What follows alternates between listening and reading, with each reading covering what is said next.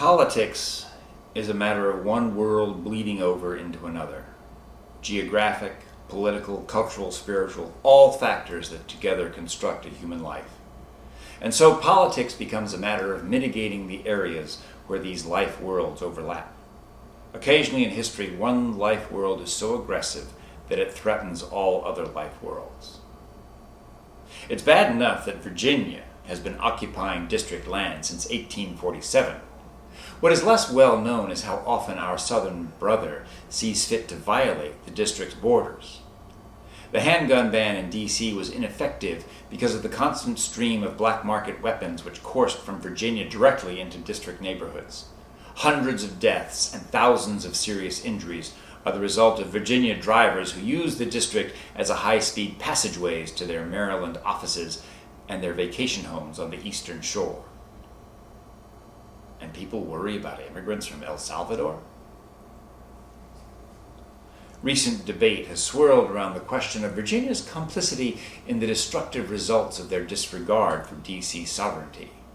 Their pollution seeps into our air, their trash clogs our sewage system, and their traffic chokes our commerce.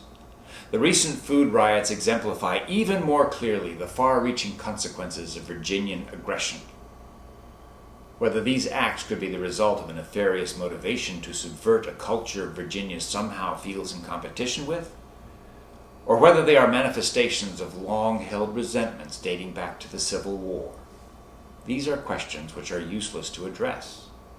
Regardless of intent, Virginian access to D.C. land and resources has for too long been the single most dangerous obstacle to the freedom of our residents to live and prosper in peace.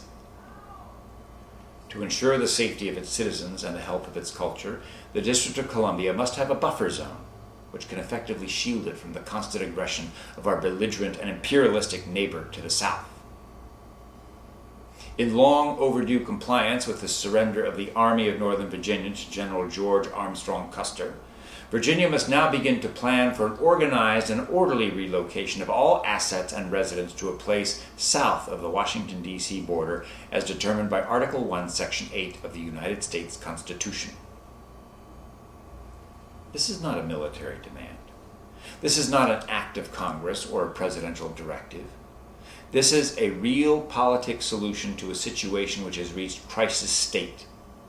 Imagine citizen-established roadblocks at all Potomac bridges, traffic directed northward and southward by a vigilante road crews, the capital city as the green zone in Iraq, guarded and patrolled by a vengeful and hostile citizenry armed with new handguns and a nationalistic attitude of shoot first, check voter cards later. This is not some slapdash stopgap measure to stem urban unrest. This is not an action with the single goal of restoring the health to just one American city. This is a matter of reading and implementing the Constitution, of using that document as a guide, once again, to help us ensure the long-term health and prosperity of the nation, which it and which all of us are bound to serve. Together as Americans, in a cooperation as old as the first Constitutional Convention, let us work together. Let us end the riots, the looting, the harassing of our citizens. Let us move together not as Washington, D.C. and Virginia, but as Americans toward a more prosperous, a more perfect union of its people.